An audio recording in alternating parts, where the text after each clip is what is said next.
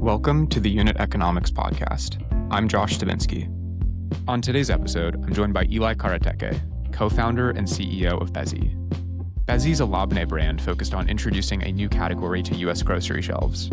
If you don't know what Labneh is, don't worry, we'll get into it in the episode. We talk about retail strategy, bootstrapping in CPG, product formulation, and what it takes to build a food business when demand has to be created from scratch. I had such a great time talking with Ilay, and I hope you enjoy this conversation as much as I did. Thank you so much for joining today, Ilay. If you don't mind giving a brief background on both yourself and on Bezi, that would be great. Absolutely. So I'm Ilay. I'm the co-founder and CEO of Bezi. We make all natural non-GMO labneh, which is an healthier alternative to both like dips, spreads, cream cheese, a lot of things. I think the number one question that I will be asked is like, what is labneh? So I'll just jump right in there. So labneh is a Middle Eastern Mediterranean dairy dip and spread. So I'm Turkish. I grew up in Turkey majority of my life. And that is what we eat instead of a cream cheese for breakfast. When you go to Lebanon, people use labneh as a dip. It is very much a versatile product that goes from any place within the Levantine region. So that's Mediterranean border of Middle East. Everyone has a version of labneh. I think it is a fantastic product. Not a lot of people know it here. So we launched Bezi a year ago to bring this category to the US. And what were you doing leading up to launching Bezi? What did your sort of career arc look like prior to launching the company? I was a consultant at McKinsey majority of my life. Right out of college, I joined McKinsey as a business analyst, and I was doing financial services, so not even consumer. It was like a very hardcore, data-driven, like models, SQL. That was my life, and I was a really good analyst. So I got sponsored to come to Columbia Business School about now 8 years ago. And that meant that I had like 2 years to do whatever. So as my MBA internship, I milked cow, I milked sheep. I learned how to make cheese from scratch as a Very hobby. different from what I imagine other internships look like. Exactly. And it was so funny because everyone else was doing like Goldman Sachs investment banking, da, da, da. I just milked a sheep. That's what I did for internship. What drew you to doing that? I mean, was that something that you had thought about doing previously? Did you want to Yeah. go into food as a child? Like where did this this inspiration come from? So like looking back at it, it makes sense. But while I'm doing it, it made zero sense because I grew up in a family that was very much food forward. My grandma is a fantastic cook. I think everyone would say that about their grandmas, obviously, but I think there's a lot of like food culture that exists in my family. I wanted to do cheese and farming because I was really interested in that. And I also love a random walk. And given I was a sponsored student, that's a big luck. That means that like you have a return offer to New York office, they pay for your school. I just wanted to do a random walk in something that I was interested in because I love cheese. That was the premise of it. But I never thought this would be something that would like lead into anything significant of building a career around food. So when you look into my background, it's a very hardcore, like consulting financial services. I worked at this like 15-minute grocery delivery scale up called Getter, which was $12 billion valuation, raised $2 billion. One of those big companies. I launched their US business here with the founder. But my background has nothing to do with food in that sense. But I was very passionate about it in a way that I was like very analytical about it. Like I would try every cheese that would come up. I would try like every new like yogurt that I would find on the shelf. So that was very much of a hobby until I started Bezi. Yeah, that makes total sense. When you were at Getter, what led to starting Bezi? Like what was going on and how Yeah. did you sort of like come up with the idea at that point? So Getter Fair is a very interesting journey. If anyone is like following the 15-minute grocery delivery journey, there was one point, and I think it was like 3 years ago, that there was like 7 different companies that was doing that. From like Bike to 1520 to Gorillas to Getter, like everyone is in that space. And it was a 2.5 year of journey of being in there and be like, oh my God, this is gonna blow up. We raised $2 billion, spend money and everything. And that was such an interesting part to coming to a point that like we were so strained in cash. I had a team of 40 people. When we shut down the business, I had a team of 4 people. Wow. So going through all of that journey was very real for me to see like managing a $40 million P&L was one of these things. Like building something was another thing. But I think that experience kind of like led me thinking that I really want to build something on my own. And I thought at that point, which was like very traumatic to be in that journey of like something that was like going so well and then like going so bad very fast and all of that journey. I thought life was too short not to do something that I was really passionate about. And this was something that I was very passionate about. And I know we'll talk in a little bit, but meeting my co-founder Hassan was very serendipitous. So that whole thing kind of made sense overnight. But I think the feeling that I had inside me was like, this is my dream job. And I should give this a chance because as we get older, it doesn't mean that I don't get to do something past a certain age, but it just gets tougher. So I thought this was like my Hail Mary chance of Yeah, giving it a try, but I'm so glad I did it. So that was the trigger. It came from a deep depression, to be very honest with you. I love it. I love the honesty. Talk to me about meeting Hassan and what that looked like and what he was Yeah. doing at Getter and how that relationship formed. So we were not in the same team. So I was in the leadership team. He was like one of those like very smart interns that was doing whatever was given to him, like doing slides, doing this. So there was this one leadership meeting. I remember he was there putting slides and we've never met, but I heard so much about him. So I was like, oh, hi, I'm Eli. I love cheese. And his surname is like very distinctive. His family business is doing cheese. You would see his surname when you go to grocery stores. So like it is very much like a known thing, but I had no idea of like launching a business whatsoever. I was so passionate about cheese and I had zero people to talk about it. So I thought that would be Hassan. Funnily enough, he has nothing to do with cheese, especially at that point. He's like family business, like doesn't really care. But that's how we became friends. And then I realized like him and I became really good friends. So I was like, come work in my team. So we were working very closely together for about a year. And he left for his family business after that because obviously Getter wasn't doing that great. And he was like, I'm going back to the family business. And that's how we met. But like within none of this journey of like working together, we were never thinking of building a business together, if that makes sense. But it was more towards, I think some things are very kismet. I just felt like I wanted to meet him and talk about cheese because I was so passionate about, led to us working together for a year. And then after that led to him reach out to me for some of his like US business things. So his family company has been sending their like ethnic Turkish cheeses and Turkish packaging for the last 10 years. And they've never done anything different than that. So they were like, oh, what can we do? And then at that point, it all clicked. And I was like, why don't we bring Labneh? I think it's going to blow up. This is how we should do it. And they really liked the pitch. And that was 2 years ago. Was this right before Getter was shutting down? Like how shortly, or was this after it had already shut So down? this was in the middle of a shit show that was Yeah. happening at Getter, if that makes sense. To reference to my previous point, like I was quite sad and depressed and then going through a lot of things. Hassan wasn't like in Getter at that point because it was clear that it was going to go through like a lot of issues. So it happened while in middle of all of that. And I think I like worked at Getter and like worked on Bezi recipe creation and branding and whatnot for about 9 months overlapping. So it was like 9 months prior to Yeah. it shutting down. So sort of working on it on nights and weekends, working on it as a Working passion on it on project. the Yeah. side, passion project, like doing, and also I think going through a lot of that experience, I've never also realized what the job would be. So I think it was like this coming out of that depression, like I wanted to do this, let me do this, that kind of feeling kind of turned into, oh, this is real. And this is how I should think about like the numbers, the strategy, like all of those things came in later of that decision of like, oh, let's do something together. Yeah. So what did the early formulation of the product look like? Were you importing dairy already from Hassan's family, or were you working on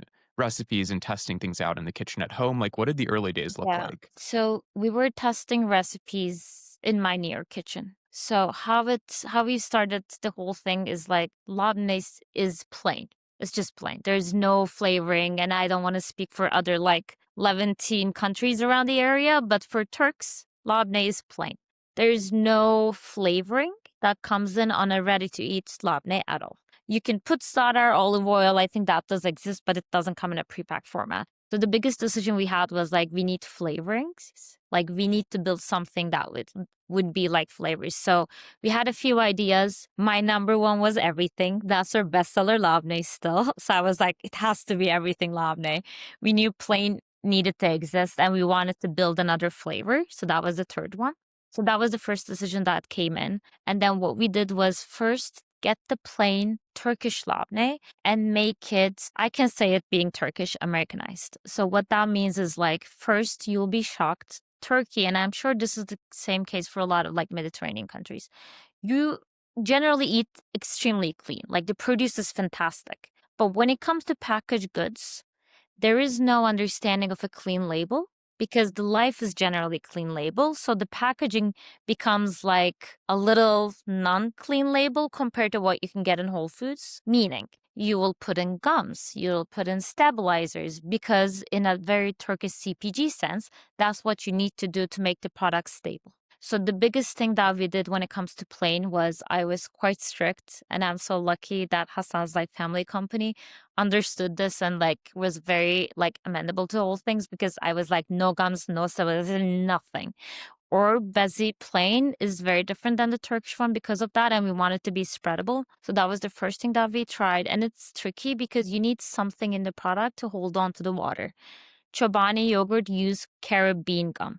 We use sodium alginate, which sometimes when you say it feels like chemical, is algae in the sea. So to be able to find the sodium alginate working really well with our Labneh process was a thing. So that was the first thing that we did. And then we worked on the flavoring ones, which was like a very much a New York kitchen experiment. I would like get all of those, and I still do that for all of my recipes, get all these ingredients, mix something. I have a like a scientific scale, I have a dropper, I have all of those things, and I will write down those recipes and then send it to the family company, and we will oftentimes 99% replicate the same thing that we did in the kitchen into the industrial level, which is I think very rare for dairy.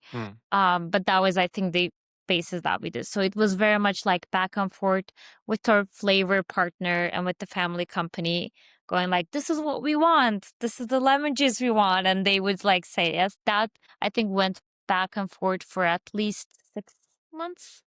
I also saw that you had partnered with Red Antler, which is a Yeah. design firm. When did you bring in that firm in the process? And like, how were you thinking about branding early on? And I'm really curious about how you think about branding, especially as it pertains to Yeah. not category creation, but category introduction. Like, what was important to you in that regard? That was the first thing I did.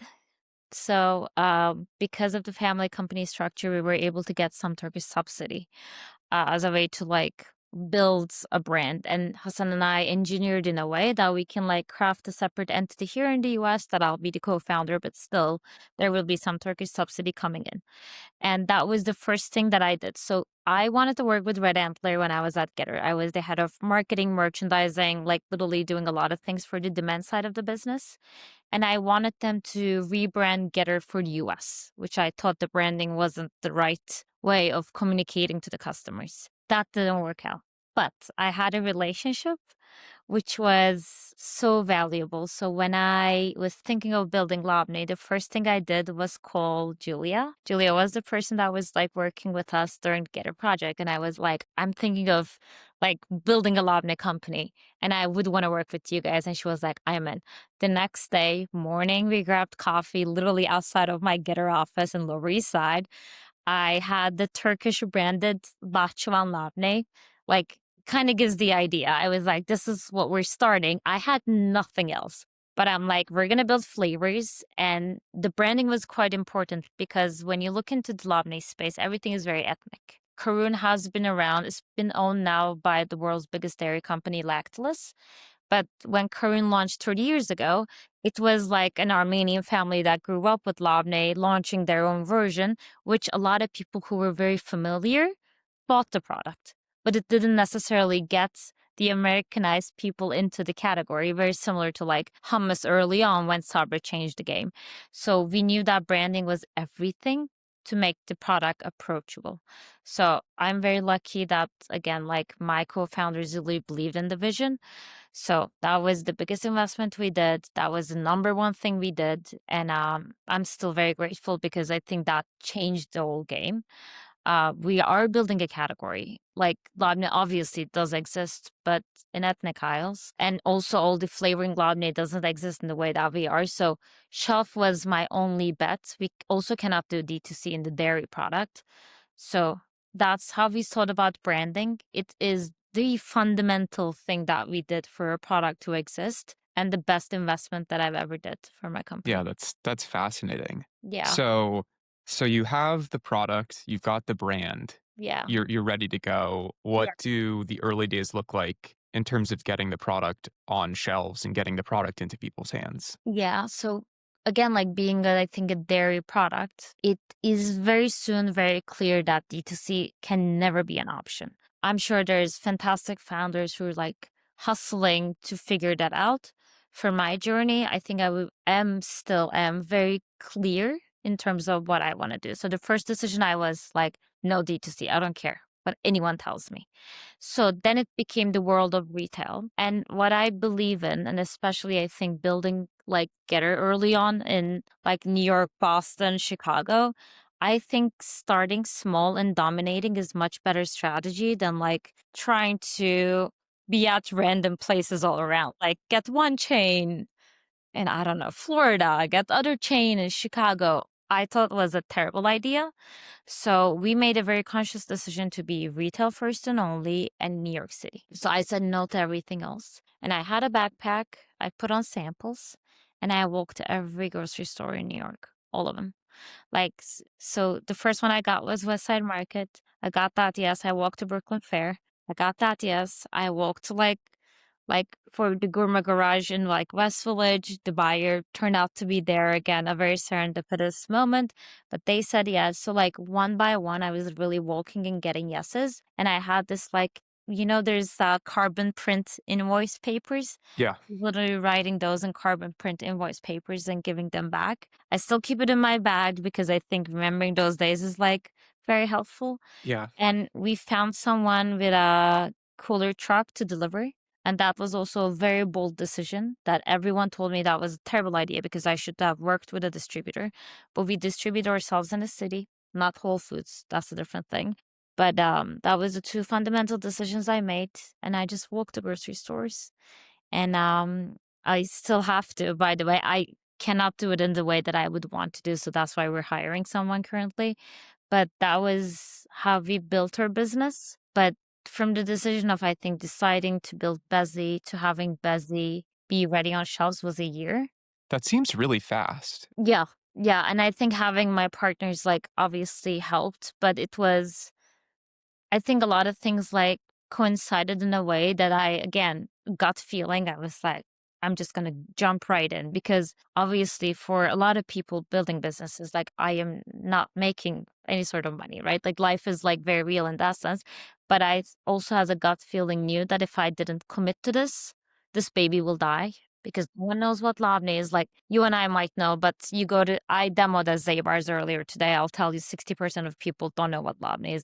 That was the gut feeling. So I was on the road majority of the time with a backpack.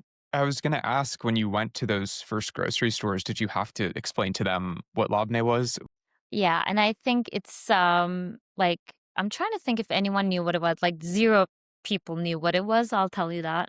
And I just made them taste it sometimes, and oftentimes they were like, "Bring it on, give it a try." Because I think what I've soon realized is getting into a grocery store is no problem if you have a relatively an okay price product, but staying on those grocery stores is a huge problem.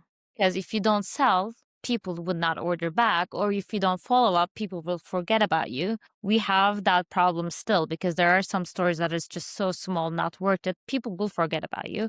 So they all said yes, but now I understand why they said yes because the bar is so low. Like give one case of product, that's not that much of a money. Yeah, it's one thing to just get your product placed in stores, but then it's another to actually get people to purchase it Exactly. once it's on the shelf. So how do you think about customer acquisition in that sense? Like Yeah. what tactics seem to be working well?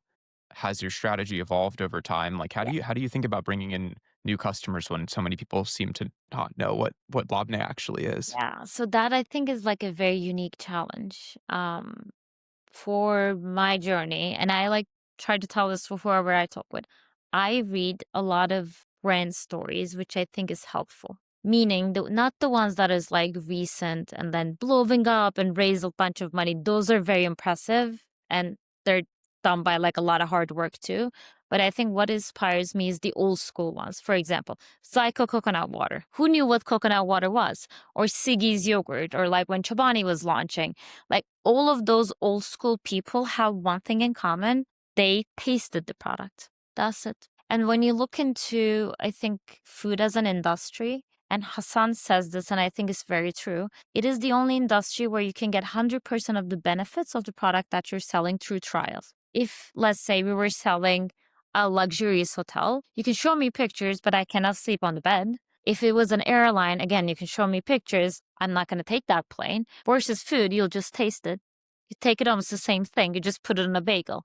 So that's why we made a very aggressive demo program. I started doing demos myself. And then I hired people. And we were there in certain stores like every week, getting people to taste it. And that has changed everything because if people like, I don't know, they don't know what labneh is, but they try it, they're like, oh my God, this is great. They get it. And then eventually, like at some point, 20% of those people start buying it recurringly. Your velocity goes up in like a very trajectory way if you continuously do demos. So that's what we did as our strategy. It worked quite well. That's what we're doing in Whole Foods. It's working quite well. Has its challenges, of course, but that's what we solely did on customer acquisition, plus a lot of community events. So in the first year of Bezi, I think we participated a community event every week. So if a community that aligns with our values reaches out to me, the answer is always going to be yes.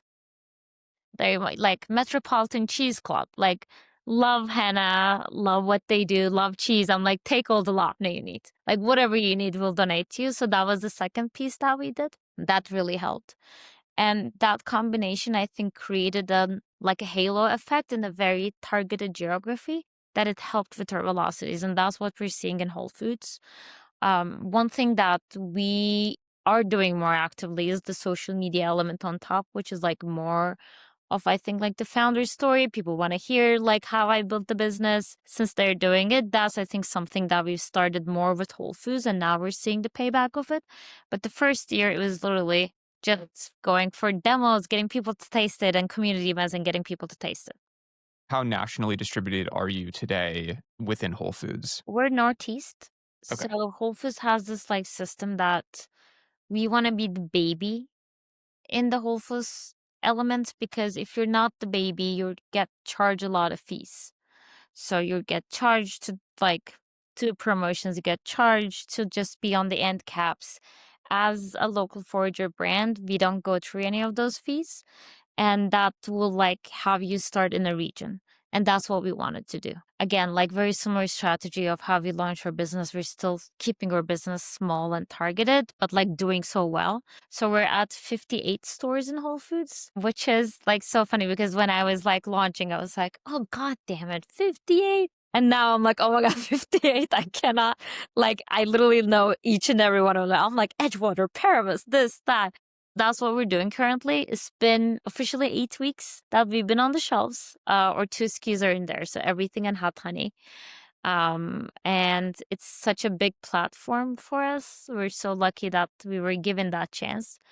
But again, it's like we're the only true flavored Americanized labneh in the space that is kind of building the category in a very targeted way, which is a fantastic learning platform for us. Yeah. And what does it look like to scale to additional regions? Like, what does that conversation look like? Because that entire process feels like really opaque to me. Yeah, it is. It is actually very opaque to a person inside of it too. So, I'll tell you how we got in, and I think people like that idea. And then I'll like growing the regions is also very opaque to me currently, but I'll tell my strategy we're trying Yeah, to please. play. So going into Whole Foods was a big anchor for me for the first year. I think we're lucky that we were given the opportunity, and a lot of brands get it, but we needed that. And the reason why I needed that is when you look into a lot of those big dairy companies that made it, meaning built their categories, they started in Whole Foods. Good Culture, Siggy's, Siete, a lot of those people. So we were like, this is an opportunity we're going to invest. So, like, or local forager, I mean, you know how you would be weird next to a person that you like? Next to your crush, you'll be really weird. That was my energy towards the Whole Foods buyer. Everyone else, I was so cool and so smooth. But like John Lawson, I was like, hi, John. Is terrible.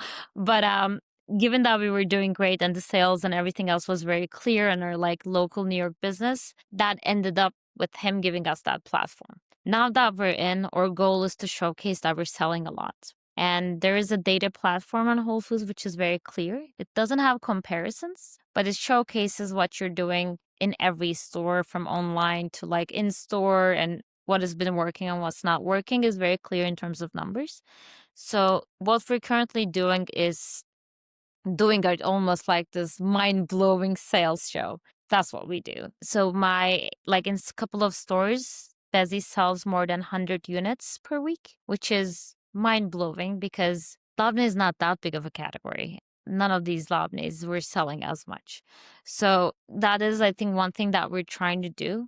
We only have 2 SKUs there. We want to be able to grow a little bit beyond those 2 SKUs as our first thing, but that would only come with us justifying that we're selling with whatever the platform that we're giving. So currently we are showcasing that. We are communicating that. It's been now 8 weeks. Now is the time to, I think, confidently say that it's working or not working. And then we're going to get this data and talk with other local foragers and be like, hey, like we want to have a NorCal or SoCal kind of presence, given that we're there already. We're going to share and be like, hey, this is how we're doing compared to XYZ. Would you guys want to give us a try? The whole system is very much opaque. It's like college admissions without no one telling you Mm. the admission criteria is. Of course, there are elements of like, you got to sell a lot, all of those things. But for a category that's been actively built, I don't necessarily have like, oh, it's hummus, that's $2 billion. Like, it is a little trickier. And we were trying to figure out as we grow. Do you think it's opaque for everybody, even in more established categories, or do you think it's unique to you in that you're working within a category that you're introducing to the market? If I was doing chocolate chip cookie or anything, I think everyone knows how much Oreos sell, and insert any chocolate chip cookie in Whole Foods. I think those are very clear. Like the performance is very clear, and so I think that might be a little relatively easier to like keep Sure. them. Yeah. And then you'll say, well, you're selling 200 units there anyways. If I do 10% of that, I think that might be relatively easy. I just don't have those numbers. So maybe that's my own journey. Yeah. And I also don't have brokers. That's the thing. We're bootstrapping the business. So all of it Right. came through me. We will be continue doing that. I don't think it's the right time for us to burn $7,000 a month for someone to grow in the places that I also don't want to grow. So those are my like maybe unique challenges. Yeah. On the topic of being bootstrapped, Yeah. I'd love to talk more about Hassan's family business and Of the role that that's played in both forming and growing the company. Yeah. I think that's such a unique part of the story, and I'm Yeah. wondering, there's some obvious advantages one could think of, but Yeah. I'm sure there's a lot of constraints as well that come along Yeah. with a setup like this. And so I'm wondering, as best as you can quantify, like how much of this would have been possible without the introduction to Hassan, without the partnership with his family's company? Like, is this even something that's like how do you even go about building this company without the access to the dairy, right? And then in what ways is it also challenging? I know that's sort of a long-winded question, but it's such an interesting part of the story to me. So for my case specifically, I wouldn't build this business without a factory. Period. I wouldn't. And I know there are a lot of like wonderful emerging brands in dairy that is working with co-packers. I think that's a time bomb in my mind. Yogurts are maybe easier because there are a lot of yogurts. But in the category that you're building, for example, Labneh, like the way that we're making it, we have 270 days shelf life. None of the Labnehs currently in the space, even the biggest one, doesn't have that. They have 90 days, and 270 comes from the unique dairy tech that Hassan's family has. So that's like such a unique Yeah. advantage. And assume I don't have any of those things, and assume I found one dairy guy to do the process. Like every time you grow, it's another issue, it's another problem. And then what it ends up happening, you're capping your growth. I think a good case that I look up to, and I think like Jesse has done a fantastic job, is good culture. Hmm. Good culture is maximizing all of their co-packers, right? They have so many much demand that they're like working with 10 different people with different quality checks. So I think that is a case that the co-man would go best case and still will give you problems. So when you look into Chobani's growth, it happened because he bought a factory. Obviously, that's Right. so unique and that's such a like 20-year ago story, but he had No, a it's funny. It's funny though. We just talked to Alec from Alec's Ice yeah, Cream, and he also sort of stumbled into this smaller factory. Then it's such an integral part of their story as well. So yeah. it's unique, but it's funny how it might not be that unique. I love what Alec is doing. I think he has built a fantastic business. So like it's just what it is. When you like sit with it, for anyone who likes building businesses, if you Yeah. sit with it and think about it and look at numbers, you'll be like, I need a factory. Because there is like very volatile, it's very risky. Like I cannot even tell about like stupid distributor mistakes we had through our own distribution, by the way. Like someone froze the product, someone like left it. Like I cannot even imagine trying to do this with a co-packer and a Whole Foods business. So that was the element that I was like, I need to have this. So to quantify that, I wouldn't do it without that, if that Yeah. makes sense. I would be absolutely out because I think this job is very sexy and exciting, but it's almost like the honeymoon period is over after a year and then you understand what this job really is. Like 1 year in retail, you're like, okay, I now get it, what this means. Yeah. The first year people don't necessarily take you seriously. So anything you do is like, oh my God, I'm in this, I'm a fairway. And then after 1 year, you're like, oh, this is the business. And then you're coming close to like working with the Champions League of brands. So like my product sits next to Ithaca Hummus, Sabra, Kava. Sabra is Pepsi. Kava has an IPO. Ithaca Hummus is huge. So where's my small brand, whatever treatment? There's none of that left. It's Right. real now. So that being said, keeping or building Bezi, that has nothing to do with that. It's just that the product comes here and then everything else is an emerging brand. So it is a very, I think, like it's a really good balance. Hmm. But for everything that happened to us, that has nothing to do. It's like very much it's starting from zero, like emerging brand hustle. But without their support, without ability to build such a wonderful product, I wouldn't do this job. So it's hard to put it into numbers, but it is, I think, the challenging piece. Obviously, it's like you still have a solo founder experience. So like the founding, like the product is like coming from someplace, but there is, I think, still like challenges of being alone here and like trying to build a business. So I think that's the challenging piece. And of course, trying to like explain this as we're building our business is going to be interesting when it's time for us to get investment. I think that is the challenging piece because people like the idea of we have a co-man up here. My situation is much better than a co-man, but it needs very clear explanation and paperwork to communicate the value of what we've built. I think it's extremely valuable, but I think that's going to be tricky for Bezi's like third year, fourth year to be able to like tell about that story. Yeah. Have tariffs impacted the business at all? Yeah, they did. Yeah. So there is very much like heavily tariffed before tariffs. So when we were building our cost structure, there was about like 18% of tariffs on our product when we started. Then we had an additional 10% on top. But I think what like we were prepared for as we were like building our business was like this would be volatile. So we of course were impacted, but not in the sense of like our prices need to like go up to $10 now. Like that's not the case. We have, at least in terms of numbers, anticipated some of that margin of Hmm. error. So we're like floating on that currently. And it again like justifies still the numbers given the shelf life to produce it there and bring it here. But of course there's gonna come a point and there's a number that I have in mind that this will not make sense. And it is much cheaper if I'm not thinking about the capex, assuming you buy all the machinery. The cost of it will be obviously much cheaper to produce it here, given all these logistics, all of that, if you can build the capex of that machinery. Are there any unique properties to the dairy itself that you're sourcing Yes. from Turkey that you Yes. couldn't actually replicate here, though? Exactly. So that was the other piece that like I've been asked a lot, especially with our like customers, because Bezi tastes fantastic. The milk is fantastic. It's just Right. like that's the number one thing. And we work with like we first of all, we're non-GMO certified. We're the only non-GMO certified Labneh in the space. But I think beyond the certification, like it is just like a really good milk. You know how you would go to Europe and be like, oh, the butter here doesn't have that's what I'm working with. So it's just like much better milk. But then like going back to the point of like Alex ice cream, like Alec did such a fantastic job being able to source really good milk. And that's Right. why his ice cream tastes fantastic.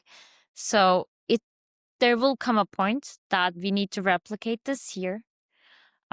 But I couldn't do it in my day zero. So what I do instead is like every ingredient that we work with are like real fantastic Mediterranean crop. Like our hot honey is a DOC certified like pine honey from Turkey, which does not exist anywhere else in the world. So Yeah. those ingredients I think really builds the artisanal value of Bezi. I won't be able to find them here. Yeah. You mentioned not wanting to fundraise at this point. I Yeah. guess, how do you make that decision? What factors go into determining, okay, today is the day. From this point Yeah. on, I'm ready to start raising capital? It is a very tough decision as a founder. And I was talking with another founder friend, and then we were like, it would be great not to be broke, just like as an idea. Because I mean, we're broke as a business. We are like, it's so funny because when you go into Whole Foods, people assume that, oh, you're making like 100 million. No, same shit, but worse because Whole Foods is very expensive. So like, I'm worse than what I was prior. But the thing that I'm like building on is like two fronts, right? First, Labneh is a building category, but building, not necessarily there. Not necessarily, oh, this is going to be such a great thing. So when we have conversations and a lot of like VCs reach out to us, which we're very humbled, I understand that people are looking for a certain TAM. So our TAM is dips and cream cheese combined Mm, $21 billion. That's a really good TAM. But when you look into any sort of like very simplified, they're like, what is Labneh's TAM? It's not even on Nielsen. Does yeah. not exist. Like we were the only Labneh in Fairway when we got in last year. So that I think is a really tough conversation to have. And I don't think it's the right time to have it because how we built our business, especially with the family company, is I don't procure the milk to do for the Whole Foods thing. I pay for the end product, which is a fantastic structure that we were able to build. So that's why I don't burn cash growing. And I can do this almost cash flow positive. We did the business cash flow positive for 2 quarters of the four Wow. quarters, but Whole Foods is killing that. Yeah. So Yeah. that's That makes gone. sense. But it still gives us a little bit of a cushion to be able to like push these conversations. So I'm just waiting for like the category to make more sense with my numbers. That's number one. The number two thing is given this is a very tricky industry, I don't think a cookie cutter CPG playbook would work. Mm, What I mean by that is you're viral on TikTok. Sure, if your product is now selling in Oklahoma, your viral is bullshit. That's just what this is because the attention span, I think, is very fast. Like, I spend a lot of time on TikTok because, I mean, obviously I love it, but apart from it is like, I'm like, let's see what these things are happening, right? And Meadow Lane launched in New York, I think is a really good example because it's like a wave. You see it's like building up and then you'll see where it will fall later. And I see that wave in a lot of brands. And it's very scary to me as a founder to be a brand that is on the wave. So any sort of, I would say, product, CPG mhm, product that rided on that wave and exited, I think is very lucky. Like mm. Poppy, very lucky. Huge success too. Like Yeah. people look up to it. but I don't think I can replicate Poppy without having a huge luck component inside of it. With that reason, I think we need to find the right partners that will minimize the luck and maximize a really good, solid distribution, logistics, margin. And I don't think we are there to attract those people yet. I like the way you frame that though. If you were hypothetically given $1 million right now with a 0% equity stake in the company, just as like a thought exercise, where would you deploy that capital today? Like, what would be the levers that you would pull that you think would make like the biggest outsized impact today, based on where you are right now? I would hire someone immediately full time to be my right hand, which like we're doing it part time, but like part time because I cannot afford a full time. But I will get someone full time. Yeah, Like I will get 2 people full time. And that's the only place. And I think it's a really good question because I question myself. I'm like, would I get a broker and be like, let's go to. No, because I don't think this is that type of a business. I need to go 12 unconscious. So I would hire people because what I now come to the point is like, I'll give a great example from my like life today. I needed to go to Zabar's to do a demo and Zabar's was dead, and demo was like 12 to 2 p.m. I had to do it because we had 3 big demos scheduled in Whole Foods and the Chicos this afternoon that my team needed to do. So that was an empty slot that I needed to fill. But like, think of my day. Like, I'm doing a lot of big random things, then go to all the way to Upper West Side. And I sold 3 units, which is terrible. Like in 2 hours demo, we sell at least 15 on a shitty demo. So there was nothing that was happening. I was standing like, I cannot grow the business this way. So if we ever raise, like had to raise, I think that would yeah, be the main reason. But we wouldn't change the strategy with $1 million. But if, let's say, in a case that Bezi can make $5 million sales, right? We're capping growth. So we're not there yet. We won't be there yet because I'm not launching in those markets to build that sales. But if we're in $5 million business, then I will raise something to actually be able to build a real national business. That's what I want to raise. And if I like come to that point, then I will get a broker, unify, get the team to like do sales. That is my dream, how I want to build the cash. But that's also not $1 million. That's like at least $2.5, $3 million at least. right. It's such a capital intensive business to be in. Yeah, And the more that you grow, people would want money from you in the things that you're not paying right now. So like you think you're building a cash flow for myself. Like I think I'm building a cash flow positive business. The moment that I get on UNFI, gone. Mm. Because like, I don't know, deductions, data, all of those things. For listeners who don't know, can you explain what UNFI is? Yes. So UNFI is one of the biggest food distributors here in the US that enables you to go anywhere in the country to most of the natural grocery stores. Meaning, you can go into Whole Foods with UNFI, you can go into Union Market with UNFI, you can go to like insert whatever grocery store in your mind. 100% of the time, I think they will work with either UNFI or KeHE. Right. And once your brand goes in there, that feels like such a big accomplishment. But then you soon realize that you're again in the Champions League of brands and you're burning a lot of cash to manage that. We've avoided that decision very tactically against something that some people repeatedly tell me is a terrible idea. But we work with smaller distributors that, like, I spend time with them on the phone. They have their issues, obviously, but I don't need to like go through deductions, this money, that money. They just like appreciate what we're building. And that makes us cash flow positive.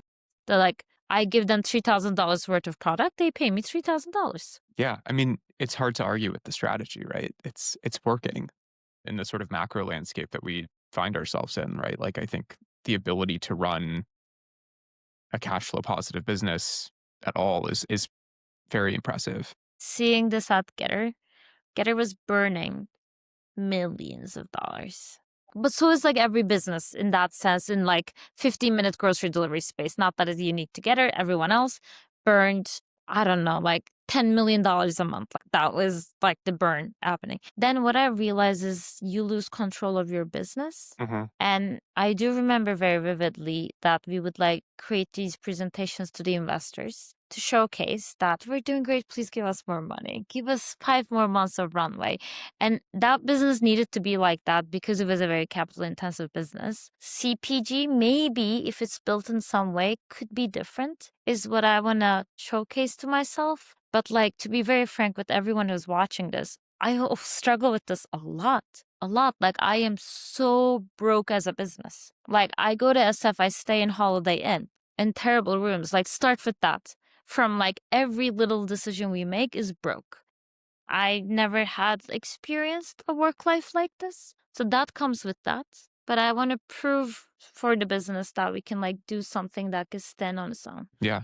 Yeah. It's very admirable. It's become clear to me too in talking with a number of founders, just like, yeah, I mean, obviously, like this is so challenging, but I think people have this misconception that, like, oh, I've recognized this brand, therefore, like the money must be flowing. And it's just not the case. It's not the case.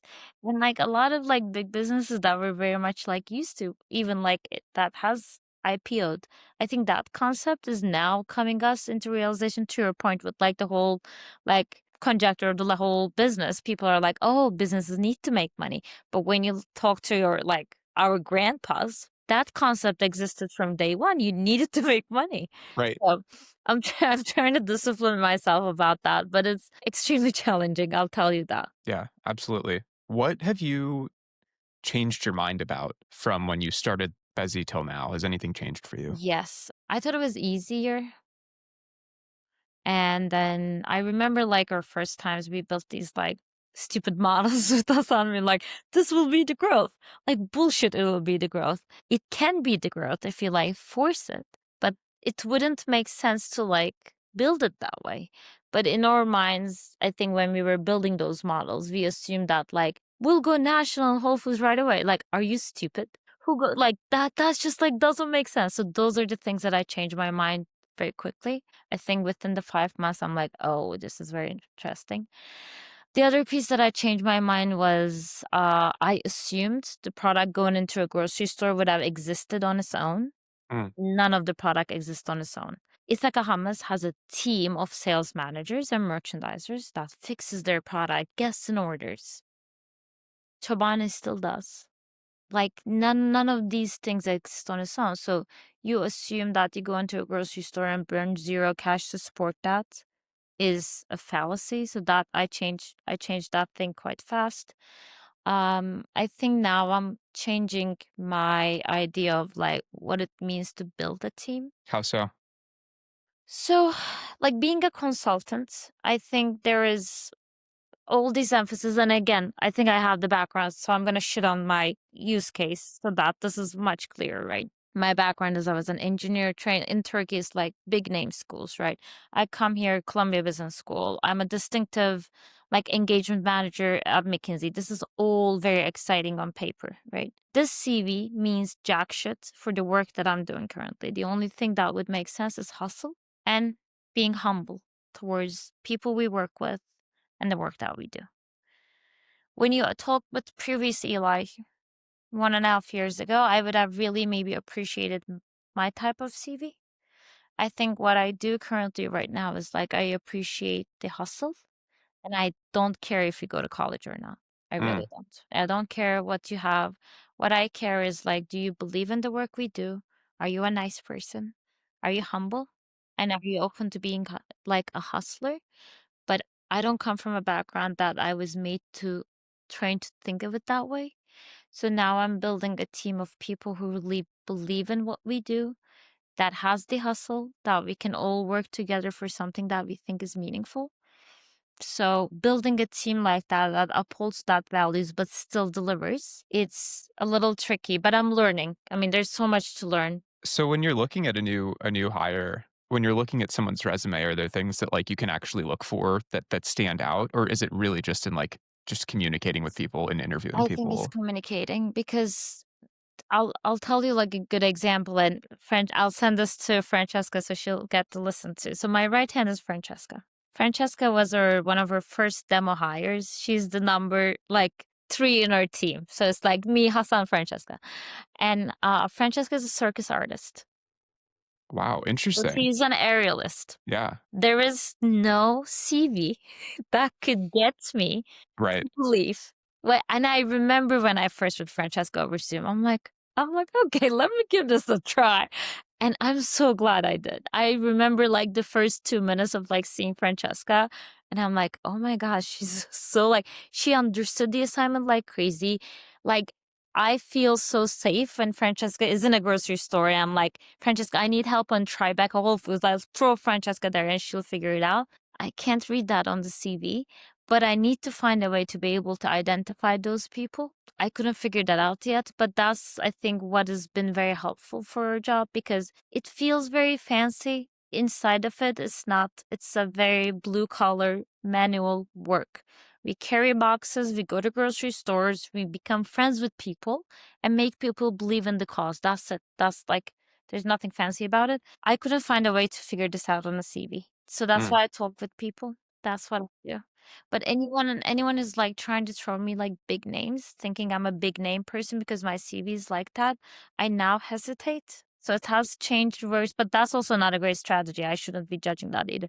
But I don't have an answer for you. No, it's interesting. It's a balancing act. I think people should Yeah. just be more like Francesca in general. What a great story and a really valuable lesson. Yeah, I think we have time for one more question, of course. and I think I know the answer to it. But Yeah. where do you see Bezi going in 3 to 5 years? So I think the bigger dream. I don't think we will reach there. Let's hear the I'll biggest dream. go a Yeah, bigger yeah. umbrella and try to. So we would want to build Labneh as a category. Like literally have it on Nielsen as a reflection of that. Have it on people's fridges that they are happy to use every day. This excites me so much as an idea. And that's what I would want to be able to build. People like putting Bezi on their bagels, putting Bezi on their, like, that's my dream. So 3 to 5 years, I want to be able to at least be on this path in a more grown up brand version to reach that. But again, 3 to 5 years, we're not going to be everywhere around the nation and Costco's. That's not, I think the brand, that's not the timeline. But I would want to be able to capture a small portion of it very confidently. So let's say Whole Foods nationally, we're doing really well. Like something like that, that is small, that is manageable, but we feel very confident would be my dream. With the only dream of having people really love it. Like my favorite message is like, you told me this prior to the thing. You were like, I had your Labneh. This is the best thing that one can tell me. Honestly, like It's great. that's what I want. Yeah, genuinely, it's great. Everybody I should try it. appreciate it. Yeah. So that's my dream. That is, and like 3 to 5 years, whatever get me there. But I have very targeted plans for like every year, and then I wish for stuff in 3 to 5. I mean, I'm rooting for you, and I'm waiting for the day when Labneh exists as a category in Nielsen. I feel like that'll be like the we made it moment. I'm throwing a Nielsen party. Yeah. Yes. Absolutely. Thank you so much for the time today, Ilay. If you want to share with listeners where they can find Bezi, please feel free to do so. You can find Bezi in Whole Foods Northeast. So like that means tri-state, by the way. So New York, New Jersey, Connecticut, or any like grocery store in New York, we will be there. In Ohio, in Heinz Market District, then Erewhon and a couple of other stuff in San Francisco. And if you want to reach out to me, Eat Bezi is me. There's no one else in the company. hello@eatbezi.com is also me. I'm happy to answer any questions. Amazing. Thank you so much. I hope you enjoyed the conversation. Make sure to follow or subscribe wherever you listen to podcasts so you can stay up to date with the latest episodes. Thanks for listening.